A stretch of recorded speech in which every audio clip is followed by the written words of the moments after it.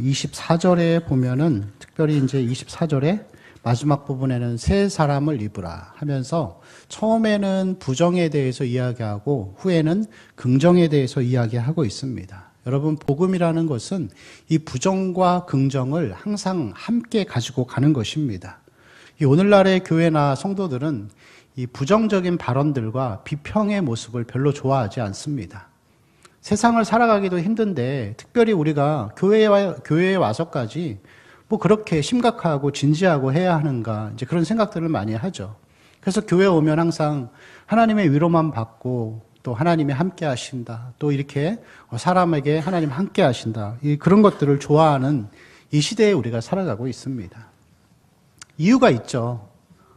여러 가지 사상들이 있었지만 1, 2차 세계대전을 겪으면서 사람들의 낙관주의가 무너지고 또 그 가운데에서 이 땅의 유토피아를 이룰 수 없고 사람이 얼마나 사악한지를 보게 되면서 사람들은 그 가운데 허무주의에 빠지게 됩니다. 그래서 오늘 하루를 잘 먹고 잘 살고 즐기자 하면서 또 그 가운데에서 이 신의 절대적인 진리를 부정하는 그러한 포스트 모더니즘, 그런 사회 가운데 우리가 살다가 보니까 사람들은 지식과 이성과 깊이 사고하는 것보다 느낌과 체험을 중요시하는 시대에 우리가 살아가고 있습니다. 그래서 이 시대를 가리켜서 우리는 생각하지 않는 시대, 사고하지 않는 시대라고 볼 수가 있겠죠.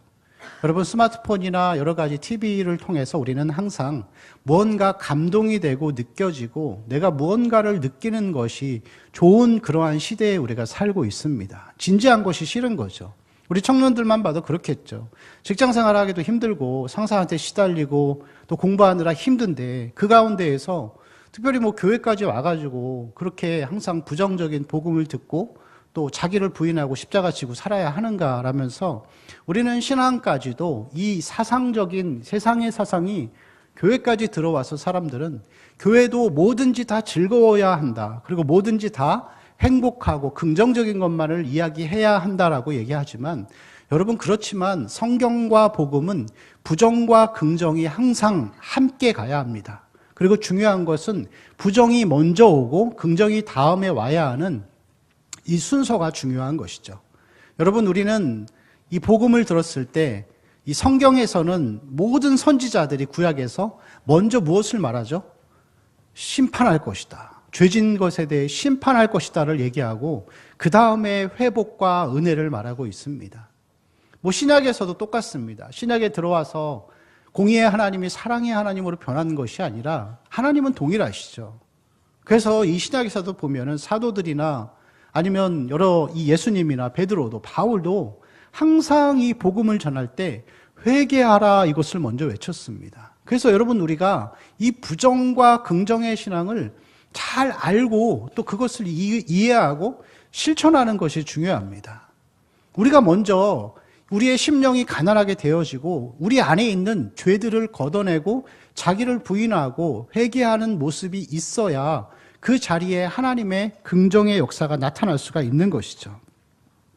그래서 이 사도 바울은 항상 이 말씀을 기록하고 복음을 전할 때마다 먼저는 하지 말라라고 하면서 하지 말 것을, 자기를 부인하고 회개하고 돌이킬 것을 이야기하고 있습니다.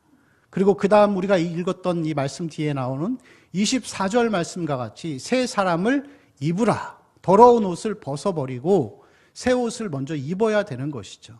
여러분, 새 옷을 입으려면 먼저 겉옷을, 더러운 옷을 벗어야 되잖아요. 그렇죠. 그런데 여러분, 벗어버리지도 않고 목욕도 안 하고 새 옷을 입으려고 하는 것은 정신 나간 사람입니다. 여러분, 이 복음이라는 것은 그래서 항상 우리가 이 부정과 긍정의 삶을 항상 같이 살아야 할 것을 우리에게 말씀하고 있는 것이죠. 자, 27절에서 이 사도 바울은 그와 같이 하지 말라라고 하면서 이 부정을 말한 다음에 그것에서 끝나지 않고 이제 긍정의 복음을 말하고 있습니다. 그래서 입으라, 예수 그리스도로 옷을 입으라. 그래서 복음이라는 것은 악한 것을 비난하고 비판하고 문제만을 삼고 있는 것이 아니라 이 복음 자체는 부정한 이후에, 잘못된 것을 걷어낸 이후에 새 옷을 입고 새로운 하나님의 생명의 옷을 입으라고 하는 것을 우리에게 말씀하고 있습니다. 여러분, 이 땅의, 이 세상의 유일한 소망은 이 복음을 받아들이는 것밖에 없는 것이죠. 여러분, 복음은 무엇이죠? 모든 사람에게 구원을 주시는 하나님의 능력이라 그랬습니다.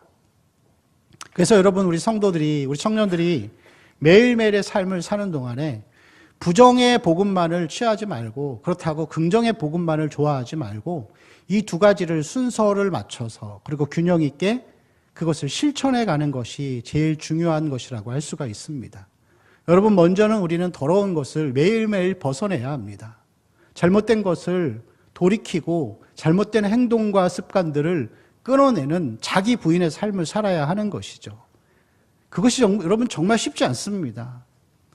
나의 마음 가운데 있는 죄성과 욕심을 따라서 행하는 그 일들을 우리가 하루아침에 끊어낸다라고 하는 것은 쉽지 않죠. 그렇지만 우리가 그러한 일들을 행할 때에만이 그 가운데 하나님이 주시는 긍정의 위로와 은혜와 소망이 있습니다. 그게 여러분 복음의 삶을 살고 복음을 이해하는 그러한 사람들의 특징이라고 할 수가 있습니다. 여러분, 가치 있는 인생이 무엇이죠?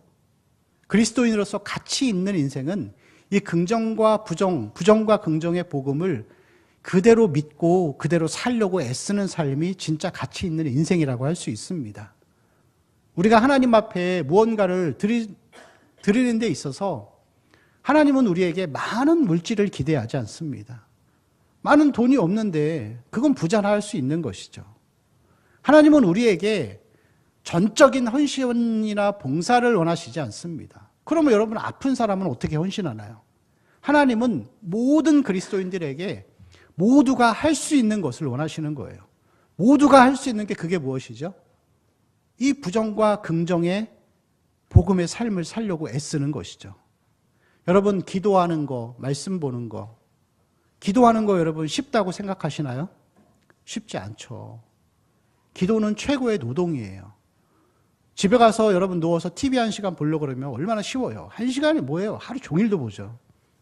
게임을 하려면은 1시간 하고 끝나는 사람이 있을까요? 밤새도록 해도 할 수 있어요. 근데 여러분 기도 1시간 해보세요. 힘들어요. 어렵죠. 그렇지만 그게 여러분 복음을 알고 믿고 따르는 사람의 특징인 거예요. 힘들지만 자기 부인이 따라야 하지만 어려움이 따라야 하지만 그 기도 생활을 꾸준히 해나가는 그 사람이 이 부정의 복음을 먼저 실천한 것이죠. 그리고 그 기도 가운데 힘들지만 1시간을 기도했다고 했을 때 그 다음에 하나님 부어주시는 위로와 은혜와 그 사랑과 그 감격을 생각할 때 그게 나에게 긍정의 복음으로 들어오는 것이라고 할 수 있습니다. 여러분, 우리가 예수를 믿는 것은 먼저 회개하고 그 다음에 은혜를 채우는 것이죠. 여러분, 이것은 이 부정과 긍정의 복음은 동일하게 우리가 영혼을 구원하는 이 전도 사역에도 동일하게 적용된다고 할 수 있어요. 여러분이 부정과 긍정의 복음을 살아야 하나님의 은혜를 충만해져서 그런 사람에게 하나님이 영혼을 붙여주시는 거예요. 가족을 구원하고 싶고 무너지지 않을 것 같은 그러한 견고한 영혼들이 하나님 앞에 돌아오기를 원한다면 여러분이 그 사람들을 위해서 내가 먼저 이 부정과 긍정의 복음의 삶을 살아야 할 줄로 믿습니다. 우리 17절 말씀 한 번 더 같이 읽겠습니다. 시작. 그러므로 내가 이것을 말하며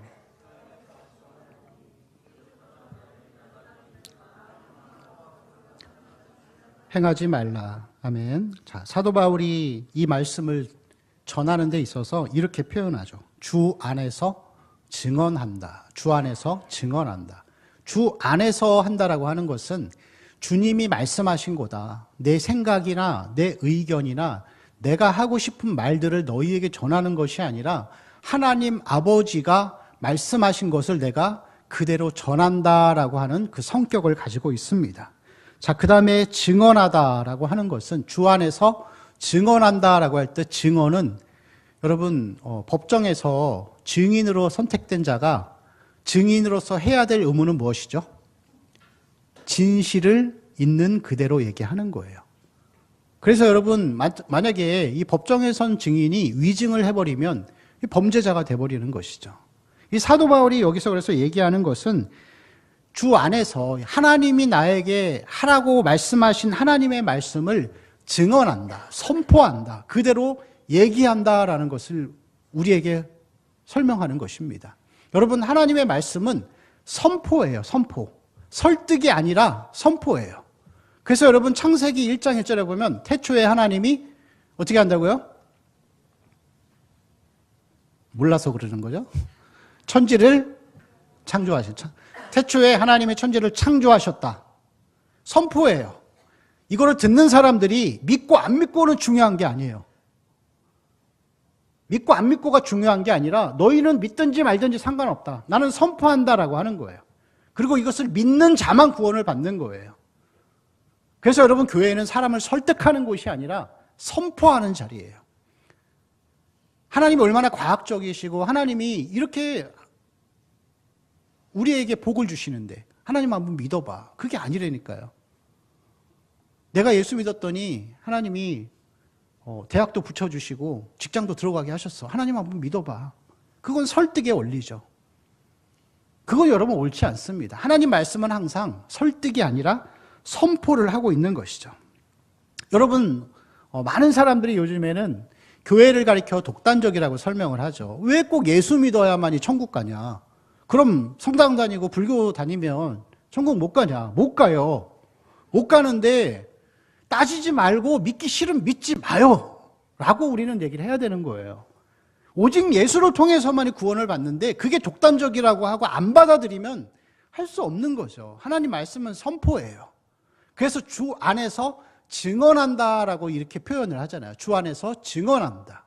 여러분, 부정과 긍정의 복음도 똑같이 여러분 그렇게 적용되는 거죠. 선포하는 거예요. 여러분이 나는 예수 믿어서 그냥 긍정의 복음, 예수 믿어서 기쁘고 행복하고 난 그것만 좋아해. 난 부정 싫어. 죄를 회개하고 자기 부인하고 헌신하고 나 그런 거 싫어. 여러분이 싫은 것과 상관없어요. 여러분이 싫은 것과 상관없이 하나님은 하나님의 일을 하십니다. 그리고 그렇게 한쪽만을 취하고 자기가 원하는 것을 듣고 살고자 하는 사람은 가치 있는 인생을 사는 게 아니에요. 금송아지 만들어 놓고 하나님 섬기는 거죠. 싫어도, 내가 받아들이기 싫어도 겸손하게 그것을 하나님 말씀으로 믿고 그것을 따라가는 그 사람이 정말 복음을 받아들인 사람이라고 할 수 있습니다. 우리 청년들이, 우리 성도들이 다 그렇게 살기를 축원합니다. 우리 17절 우리 말씀 한 번 더 같이 읽겠습니다. 시작. 그러므로 내가 이것을 말하며 이방인이 그 마음에 허망한 것으로 행함같이 행하지 말라. 아멘. 특별히 오늘 이 17절 말씀에서 복음이 증언하고 있는 것이 무엇인가, 복음이 선포하는 것이 무엇인가를 보여주고 있는데 이방인의 상태를 우리에게 보여주고 있습니다. 자, 17절 말씀 다시 보면은 중간 부분에 너희는 이방인이 그 마음에 허망한 것으로 행함같이 행하지 말라. 자, 이방인의 상태를 허망하다 이렇게 표현하고 있습니다. 허망하다. 이 허망함은 어떤 뜻이 있냐면은 텅 비었다. 그리고 목적과 초점이 없는 상태. 그렇게 볼 수 있어요. 그리고 쓸모없는 것이라고 표현할 수 있죠. 자, 그리고 이 19절 뒤에 보면 19절 말씀을 보면은 모든 더러운 것을 욕심으로 행하되라고 이렇게 표현하고 있는데 허망하다라고 하는 것은 사람이 하나님이 기뻐하시지 않는 자기 욕심을 따라 행하는 모든 것들을 포함하고 있습니다. 여러분, 이것은 오늘날 세상을 살고 하나님 없이 살아가는 모든 사람들의 모습을 단적으로 표현한 한 단어라고 할 수 있겠죠. 허망한 거죠. 그럼 사람들은 다 허망하게 사는 거예요. 이 역사관이라는 것 중에서 우리는 직선사관을 믿지만 세상에 있는 사람은 순환론적인 역사관을 믿고 살아갑니다. 처음과 끝이 없어요. 세상은 저절로 생겼고 나는 태어나서 무엇을 향해 가고 있는지 모르잖아요. 그것을 여러분 순환론적 사관, 윤회론적인 사관 그렇게 표현할 수 있는 것이죠. 그래서 여러분 죽음에 대해서도 우리는 그렇게 생각하잖아요. 안 믿는 사람들에게 여러분 한번 질문해 보세요. 죽은 다음에 어떻게 되죠? 그러면 모호해요, 대답이. 사후세계가 있을까? 끝나는 거 아닌가? 모르잖아요.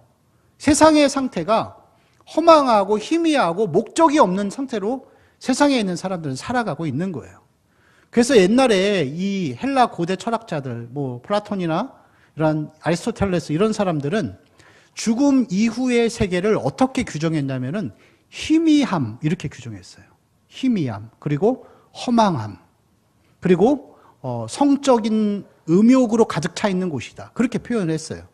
그래서 그 시대에 그러한 이 헬라 철학자들은 고대 시대에 이 남자들이 많았었는데 이 남자들이 어린 남자 아이들을 데리고 와서 이 동성애적인 이 그런 성관계를 하는 것을 아주 자랑스럽게 여기는 그런 모습들이 많았다고 합니다.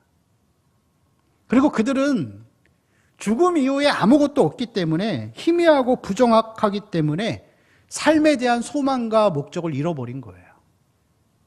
그러면서 그들은 삶에 대한 어떤 궁극적인 소망과 목적이 없다 보니까 자살률이 굉장히 높았어요. 이 철학자들 가운데에서. 근데 여러분 그게 어떻게 보면은 지금 이 시대를 대변하고 있는 것이죠. 노아 시대의 사람들이 그랬습니다. 내일 먹고 죽으리니 먹고 마시고 결혼하자. 먹고 마시고 시집가고 장가가고. 그렇게 살다가 사람들이 그렇게 살다가 그냥 죽는 것이죠.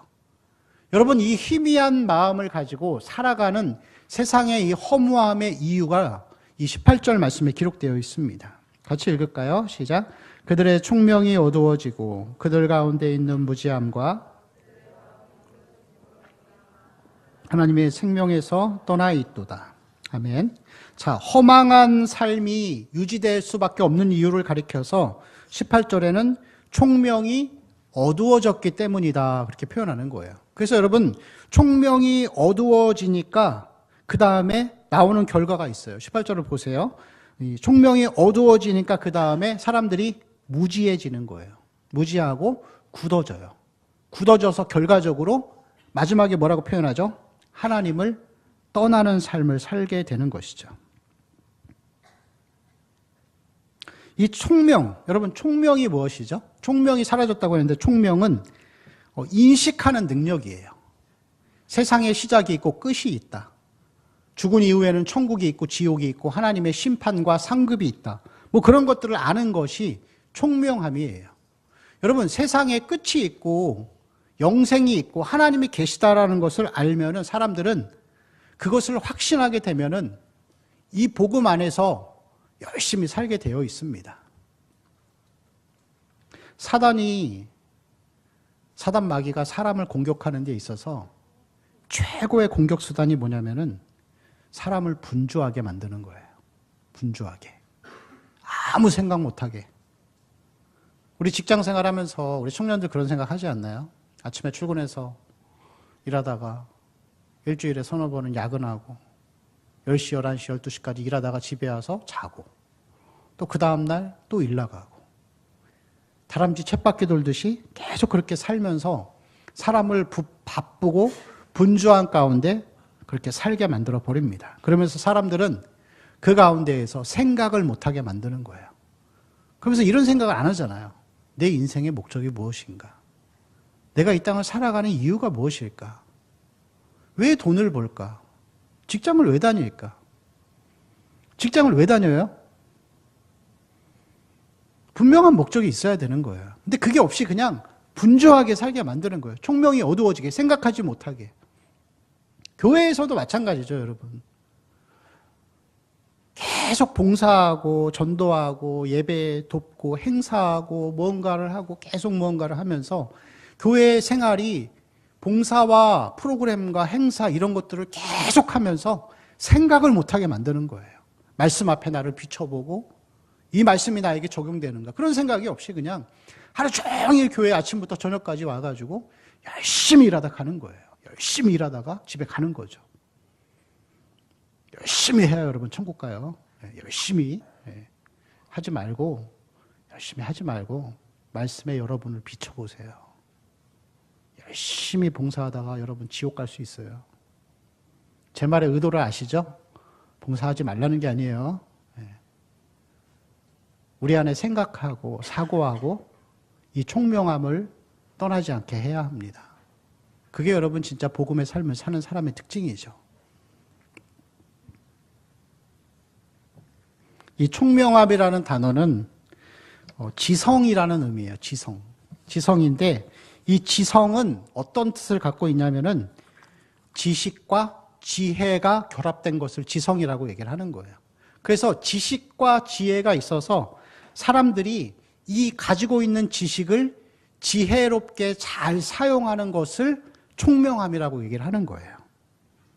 여러분, 죄가 사람들에게 가져다 준 많은 결과들이 있어요. 뭐 죽음도 있고, 뭐 전쟁도 있고, 뭐 지진도 있고, 뭐 여러 가지가 많이 있는데, 죄가 사람에게 가져다 준 가장 끔찍한 결과는 뭐냐면 총명의 사라짐이에요.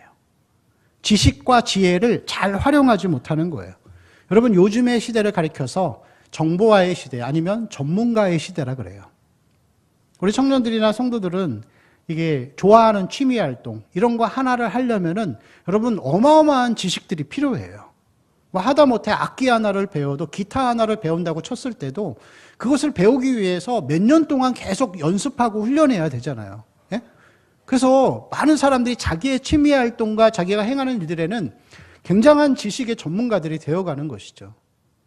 뭐 저도 취미 활동 하나 있습니다. 낚시 좋아하는데 낚시 20년, 한 25년 했습니다.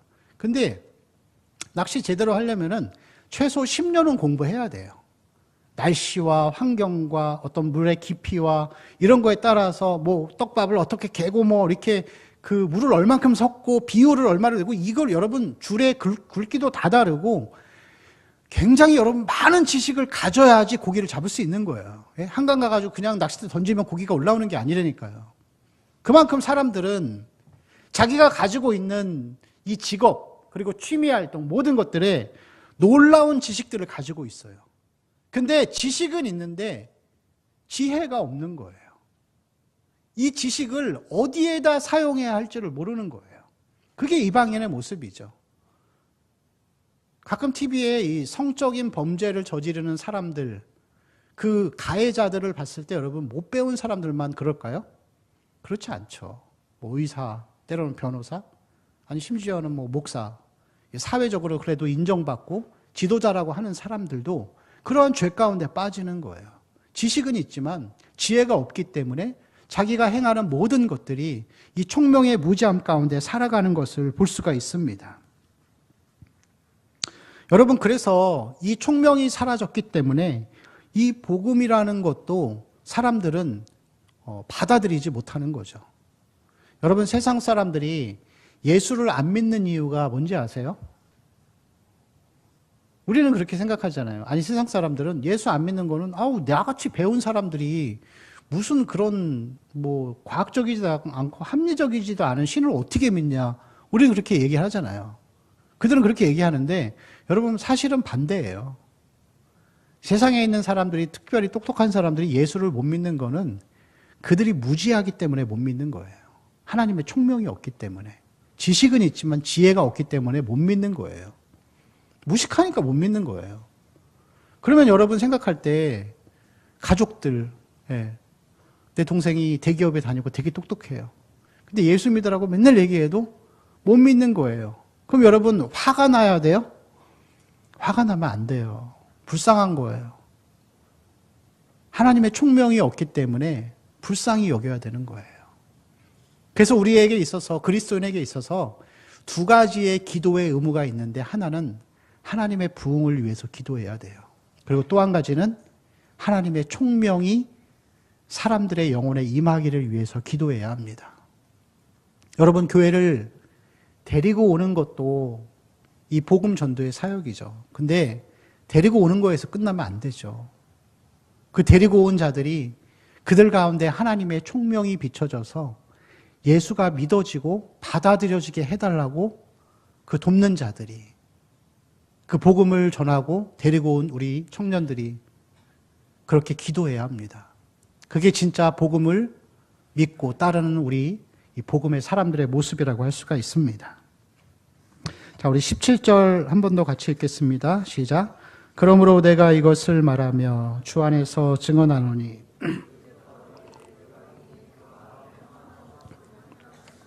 행하지 말라. 아멘.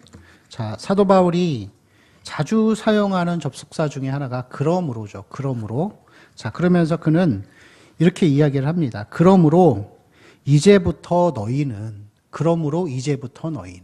자, 이방인들은 허망한 것을 쫓아가고 그냥 세상 쾌락과 물질과 성공을 쫓아가지만 너희도 그랬지만 그러므로 이제부터 너희는 그 반대의 삶을 살아야 할 것을 우리에게 보여주고 있는 거예요.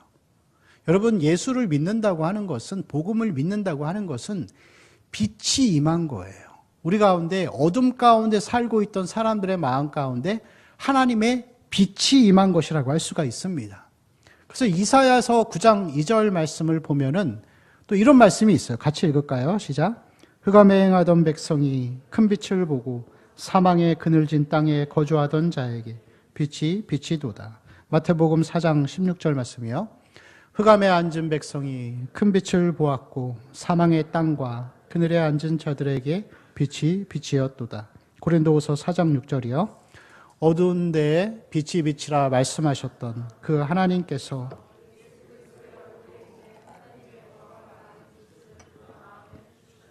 아멘. 자, 불신자들의 삶은 공허하고 무지함 가운데 있는 거예요. 그러면 여러분, 그러므로 이제부터 우리는 어떻게 살아야 하는가? 세상에 처음과 끝이 있고 우리는 이 끝의 목적을 향해서 나아가야 할 것을 우리에게 이야기하고 있습니다. 여러분, 그래서 전에는 그랬지만, 전에는 돈을 쫓아 살고 모호함을 쫓아 살고 쾌락과 욕심을 쫓아 살고 내 성공과 나 중심의 삶을 살았지만, 전에는 그랬지만 그러므로 이제부터 우리는 그 반대의 삶을 살아야 하는 것이죠. 그래서 여러분, 예수를 믿는다고 하는 것은, 예수를 믿었다고 하는 것은 우리에게 확실한 변화가 있다는 것을 보여주는 거예요. 확실한 변화. 여러분, 예수 믿는 게 확실한 변화가 있어야 되는 거예요. 로마서 8장 2절 말씀 보면은, 같이 읽을까요? 시작. 이는 그리스도 예수 안에 있는 생명의 성령의 법이 죄와 사망의 법에서 너를 해방하였습니다. 우리는 죄와 사망 가운데 사는 자가 아니라 이제는 생명과 성령 가운데 사는 거예요. 자, 골로새서 1장 13절 말씀. 그가 우리를 흑암의 권세에서 건져내사 그의 사랑의 아들의 나라로 옮기셨으니. 자, 그래서 우리가 예수를 믿은 것은 확실하게 변한 거예요. 북한에서 살다가 대한민국으로 넘어온 거와 똑같은 거예요.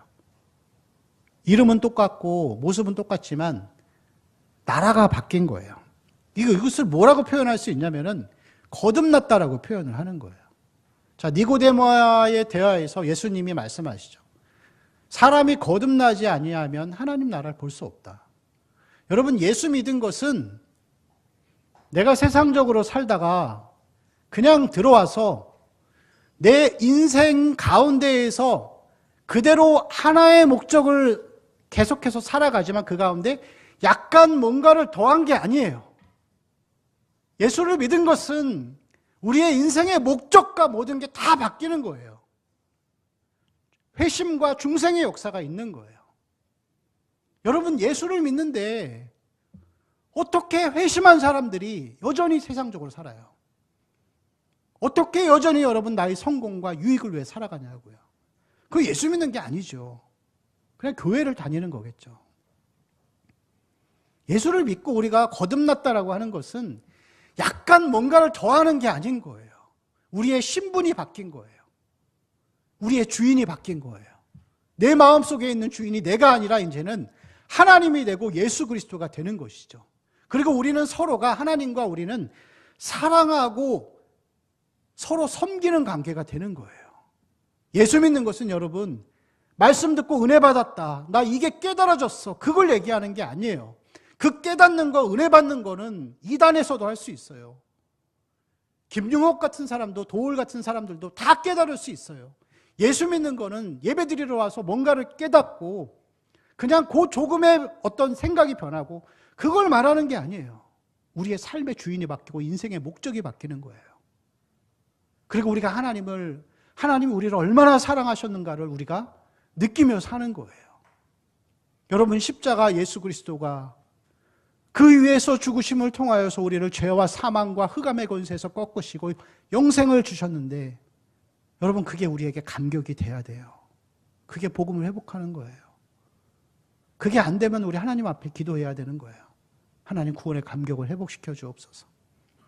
여러분, 정말 예수 믿는 사람 맞습니까? 변화된 삶이 있습니까? 삶의 목적이 바뀌었습니까? 의무가 아닙니다.